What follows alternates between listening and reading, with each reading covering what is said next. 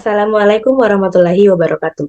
Perkenalkan, nama saya Anissa Dwi Handayani dengan NIM 21107030106. Di sini saya akan mempresentasikan tentang perilaku konsumen yang berkelanjutan. Sebelumnya, apa itu perilaku konsumen berkelanjutan? Konsumen berkelanjutan adalah perilaku yang berupaya memenuhi kebutuhan saat ini. Selain itu, memahami perilaku konsumen berkelanjutan sekaligus mengeksplorasi faktor pendorong psikologisnya. Kemudian ada hambatan kognitif. Psikologi membedakan dua jenis proses dalam pengambilan keputusan, yaitu sistem pertama yang bersifat afektif dan otomatis, serta sistem yang kedua yang bersifat kognitif dan melibatkan proses yang lebih disengaja. Dalam konteks perilaku konsumen terkait keberlanjutan, keputusan yang melibatkan manfaat lingkungan cenderung melibatkan sistem kedua, karena bersifat intertemporal. Meskipun sistem satu cenderung memilih opsi yang lebih mudah atau menarik secara instan, penting untuk mengatasi miopia kognitif dan bias saat membuat keputusan yang berdampak pada berkelanjutan. Karena hal ini dapat mengancam masa depan kita. Dengan demikian, upaya untuk mengurangi hambatan dan pengorbanan konsumen dapat meningkatkan kemungkinan perilaku berkelanjutan.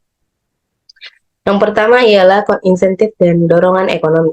Pemerintah semakin tertarik menggunakan wawasan perilaku untuk mengatasi hambatan kognitif dalam mencapai tujuan kebijakan.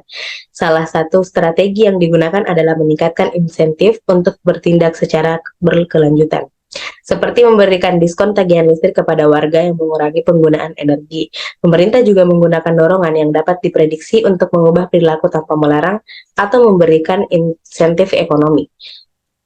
Default sebagai salah satu bentuk dorongan terbukti efektif dalam mempengaruhi perilaku konsumen, baik melalui inersia, bias status quo, maupun persepsi default sebagai rekomendasi implisit. Selain itu, kesimpulan mencakup bahwa desain produk, material infrastruktur, dan bangunan juga dapat memengaruhi perilaku konsumen dan mencapai tujuan keberlanjutan. Pemeringkatan keberlanjutan infrastruktur seperti yang ditunjukkan oleh sistem pemeringkatan keberlanjutan infrastruktur efisien dapat memberikan panduan untuk efisiensi energi dan mencapai tujuan keberlanjutan proyek. Kedua, fokus masa depan. Perilaku berkelanjutan cenderung bersifat antar waktu, sulit diukur, dan memiliki manfaat serta konsekuensi di masa depan yang tidak pasti. Manfaat dari perilaku berkelanjutan bersifat psikologis, abstrak, sulit dipahami, dan dapat menyebabkan bias konsumen saat memilih antara hasil saat ini dan hasil masa depan. Salah satu cara untuk mengatasi bias ini adalah dengan mengadopsi fokus masa depan melalui penggunaan teori tingkat konstruktual, yang menyatakan bahwa orang menafsirkan kejadian di masa depan secara berbeda dari kejadian saat ini. Selain itu, menonjolkan manfaat di masa depan atau membuat proses konsumen lebih abstrak dan fokus pada masa depan dapat mempengaruhi perilaku berkelanjutan.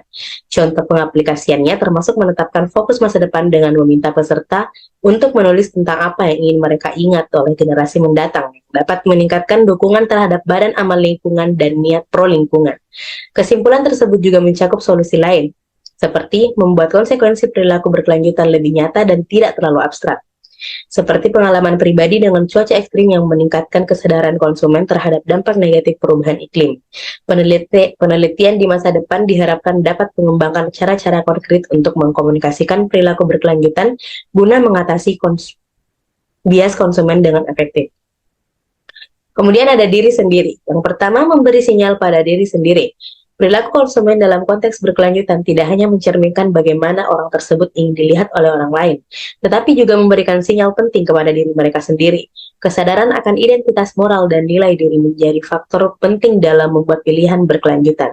Konsumen cenderung mengaitkan perilaku berkelanjutan dengan diri mereka sendiri daripada dengan produk, dan hal ini dapat dipotensialkan melalui pengalaman evaluasi moral dan emosi kesadaran diri. Pentingnya akuntabilitas diri, komitmen, dan memberi sinyal diri terbukti mempengaruhi perilaku konsumen dalam berbagai konteks, termasuk dalam percobaan lapangan terhadap tamu hotel. Komitmen khusus dan tanda-tanda fisik komitmen, seperti PIN, dapat meningkatkan kepatuhan terhadap praktik berkelanjutan. Namun, ada juga catatan penting mengenai perilaku moral yang memberi sinyal pada diri sendiri. Meskipun pembelian produk ramah lingkungan dapat menandakan nilai keberlanjutan dan kesadaran sosial, ada risiko bahwa kepercayaan moral tersebut dapat mengarah pada perilaku egois dan dipertanyakan secara moral. Beberapa penelitian menunjukkan bahwa konsumen dapat lebih cenderung melakukan tindakan tidak bermoral setelah melakukan pembelian produk ramah lingkungan. Kemudian yang kedua ialah identifikasi diri. Motivasi individu untuk mengembangkan identitas diri memainkan peran penting dalam perilaku konsumsi. Identitas individu melibatkan aspek identitas diri, tingkat individu, dan sosial. Dengan pemberian sinyal identitas kepada orang lain menjadi faktor kunci. Penelitian menunjukkan bahwa perilaku konsumsi dapat dipengaruhi oleh identitas individu. Terkadang mengarah pada perilaku membela diri yang positif, seperti mendaur ulang produk yang terkait dengan identitas diri, namun juga dapat melibatkan perilaku membela diri yang negatif, seperti menghindari informasi atribut etis untuk menghindari emosi negatif.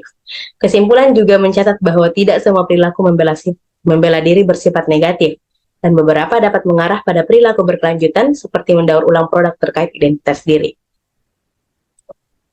Kemudian adalah pengaruh sosial. Pengaruh sosial merupakan perubahan sikap atau perilaku seseorang yang dipengaruhi oleh orang lain dalam kelompok. Pengaruh sosial tidak hanya terjadi pada tingkat interpersonal, tapi juga seringkali berasal dari kelompok di luar afiliasi seseorang. Norma sosial sebagai jenis pengaruh sosial umum adalah aturan tidak tertulis yang mengatur perilaku sosial dan dapat bersifat deskriptif atau injuntif. Norma sosial memiliki dampak signifikan dalam mengatur apa yang boleh dan yang tidak boleh dilakukan, dengan konsekuensi ketidaksetujuan teman sebaya dan sanksi sosial. Penelitian menunjukkan bahwa norma-norma sosial dapat mempengaruhi berbagai perilaku masyarakat, seperti konsumsi energi, penggunaan kembali handuk di hotel, dan praktik daur ulang. Keseluruhan penelitian ini menegaskan bahwa pengaruh sosial, terutama melalui norma-norma sosial, memiliki kekuatan besar dalam mempengaruhi perilaku berkelanjutan. Yang pertama adalah norma deskriptif dan injuntif. Penggunaan norma deskriptif dalam komunikasi dapat mempengaruhi perilaku konsumen. Pesan-pesan yang menyajikan informasi normatif, seperti contoh penggunaan energi oleh orang lain, dapat efektif dalam mendorong tindakan konservasi, seperti penggunaan kembali handuk hotel atau mengurangi konsumsi energi rumah tangga. Namun, perlu diperhatikan bahwa efektivitas pesan ini dapat bervariasi tergantung pada konteks dan karakteristik individu. Pemberian informasi normatif kepada konsumen dengan penggunaan tinggi dapat mengurangi konsumsi energi, sementara hal ini dapat memiliki efek sebaliknya pada konsumen dengan penggunaan rendah. Selain itu, pesan yang bersifat asertif tentang perilaku yang seharusnya dilakukan konsumen dapat menimbulkan efek bumerang, dan efektivitasnya tergantung pada seberapa penting isu lingkungan di mata konsumen. Pesan yang bersifat sugestif dapat lebih efektif dalam beberapa situasi. Kedua, bukti sosial. Bukti sosial sebagai jenis norma sosial deskriptif memainkan peran penting dalam membentuk perilaku manusia. Konsep ini mengatakan bahwa orang cenderung melihat orang lain sebagai sumber pengetahuan yang lebih besar dalam suatu situasi, dan sebagai hasilnya, mereka cenderung mengikuti perilaku yang dianggap pantas berdasarkan apa yang mereka amati dari orang lain. Studi yang disebutkan dalam paragraf menunjukkan bahwa bukti sosial memiliki dampak signifikan terhadap keputusan dan perilaku, seperti dalam kasus pembuangan sampah sembarangan dan adopsi energi surya. Kemudian adalah karakteristik produk. Komunikasi kepada konsumen mengenai energi rumah dan perilaku berkelanjutan memiliki dampak yang kompleks. Pemberian informasi normatif serupa kepada pelanggan dapat mengurangi konsumsi energi, tetapi efeknya berbeda tergantung pada tingkat konsumsi awal. Penggunaan norma injuntif dengan menyertakan emotikon wajah bahagia dapat menghilangkan efek bumerang bagi konsumen hemat energi. Selain itu, pesan yang bersifat asertif dalam mengkomunikasikan perilaku berkelanjutan dapat memiliki dampak yang berbeda tergantung pada seberapa penting isu tersebut menurut konsumen. Selanjutnya, terdapat informasi tentang karakteristik produk berkelanjutan dan perilaku berkelanjutan. Preferensi terhadap atribut etis dapat dipengaruhi oleh cara rangkaian pertimbangan dibentuk dan tujuan konsumsi konsumen.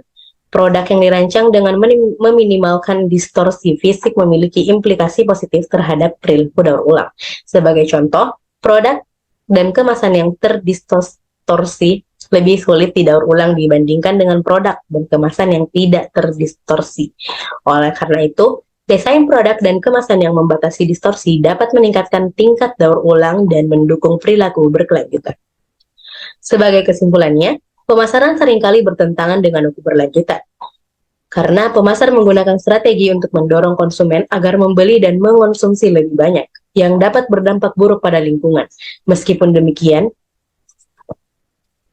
pemahaman tentang pengambilan keputusan konsumen merupakan kunci untuk memperdayakan mereka agar berperilaku lebih berkelanjutan.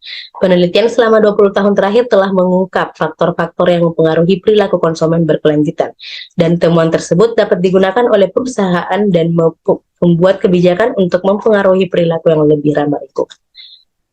Mungkin hanya yang dapat saya sampaikan, kurang dan lebihnya mohon dimaafkan. Assalamualaikum warahmatullahi wabarakatuh.